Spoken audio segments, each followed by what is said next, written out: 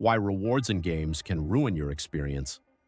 Today we're going to talk about something that on one hand makes games interesting and motivating, but on the other hand can ruin the whole gaming experience. These are game rewards, how they work, why they are needed, and most importantly, why you should use them wisely. What are rewards and why are they needed? Games are not just entertainment, they are a motivation mechanic. And at the heart of this motivation is a reward. Complete a task, get a sword. Win a battle, get experience points. It's a simple but powerful scheme. Many believe it's all about dopamine, the so-called pleasure hormone. You did something, you got a reward, your brain rewarded you chemically and you want to do it again. But modern neuropsychologists think otherwise. Dopamine is not about pleasure, it's about the anticipation of pleasure. Desire, not the reward itself. That's why even when you get a rare item or win in PvP, it may not be joyful if the process was dull before. Games built solely on rewards can quickly become a trap. Players keep playing, not because it's fun, but because they need to finish a level. Internal and external rewards. Rewards are divided into internal and external rewards. The internal ones are the fun of the process itself. Jumping between platforms, the sound of hitting an enemy, stylish animation. This is all the stuff you don't get bonuses for, but you keep playing because you like it. Externals are things that are given externally, coins, levels, trophies, items. Ideally, a game should combine both. For example, you get a high from the combat system and you get new weapons at the same time, but if you take one thing out of the equation, something goes wrong. Balance of motivation. How not to kill interest. Let's imagine that intrinsic motivation is fire and extrinsic motivation is gasoline. If the fire is there, the gasoline enhances it. But if there is no fire, the gasoline simply evaporates. Games that rely only on extrinsic rewards quickly lose players when the system stops giving enough boosts. A good example is mobile games with 3 stars per level. The levels themselves are boring, but the desire to finish to perfection keeps you going. It works, but not for long. The over-rationalization effect.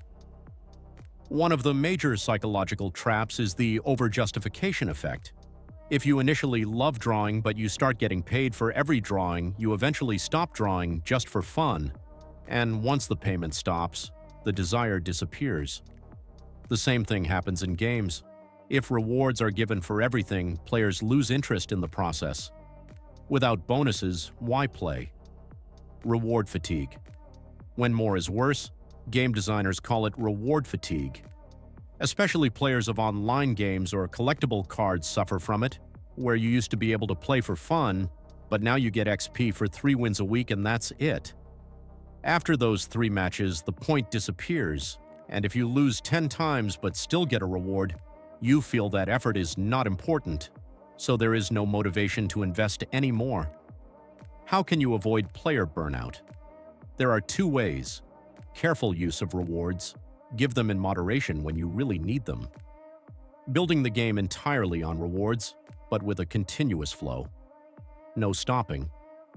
For example, in Diablo 3, players would quit the game as soon as the right item didn't drop. Then the developers introduced a system of perfection levels after the max level, so that there was always progress. Or an example from WoW, where players with maximum honor were asked to reset their progress for rewards. No one pressed that button. Then Blizzard just started giving prizes without resetting, because the motivation should be endless. When reward is punishment. The worst thing is the lack of reward when it is expected.